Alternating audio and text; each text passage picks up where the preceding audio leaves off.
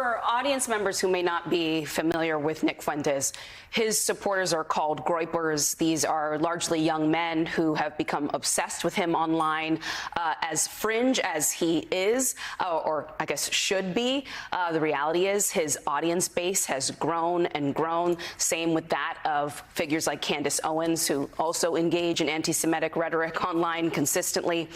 So can you sort of break down for people who may be hearing about this for the very first time, how influential this groyper movement has been, and how deep do these sort of roots and tendrils go? Are they working, for example, in Republican offices around the country?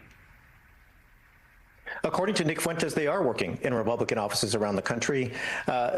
Nick Fuentes has 1 million followers on Twitter or on X, and every time that one might have surmised that Nick Fuentes and his extremely racist, anti-Semitic Nazi ideology was going to go away, he has only become more popular on the American right.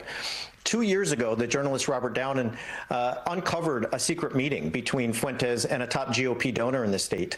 And the party had such a scandal that they voted to ban Holocaust deniers and those with neo-Nazi ideology from the party. Yet 2 years later, here we are with Fuentes being platformed by Tucker Carlson, one of the looming figures on the American right, somebody with 17 million followers on Twitter. Fuentes was and always has been a deep critic of Charlie Kirk and TPUSA. He claimed that he and his groypers had infiltrated TPUSA at every stop, and that they also had people in government offices. I want to remind everyone that just about a month ago, we had leaks from young Republican leaders who were openly saying, "I love Hitler," talking about gas chambers. Vice President J.D. Vance whisked those group chats away as nothing but jokes among young men. And yet here we are with a brewing civil war with... Yeah, well, 31-year-old men apparently are kids, if you're on the American right. And here we are now with this brewing civil war, and it is all coming to the front.